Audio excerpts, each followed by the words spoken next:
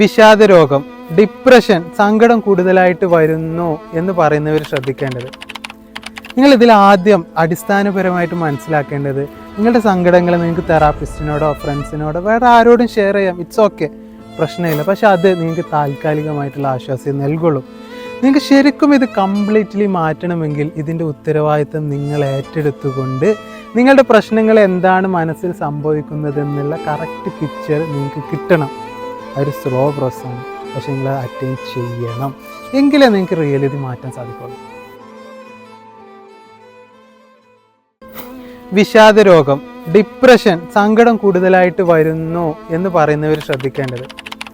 നിങ്ങൾ ഇതിൽ ആദ്യം അടിസ്ഥാനപരമായിട്ട് മനസ്സിലാക്കേണ്ടത്, നിങ്ങളുടെ സങ്കടങ്ങൾ നിങ്ങൾക്ക് തെറാപ്പിസ്റ്റിനോടോ ഫ്രണ്ട്സിനോടോ വേറെ ആരോടും ഷെയർ ചെയ്യാം. ഇറ്റ്സ് ഓക്കെ, പ്രശ്നമില്ല. പക്ഷെ അത് നിങ്ങൾക്ക് താൽക്കാലികമായിട്ടുള്ള ആശ്വാസം നൽകുള്ളൂ.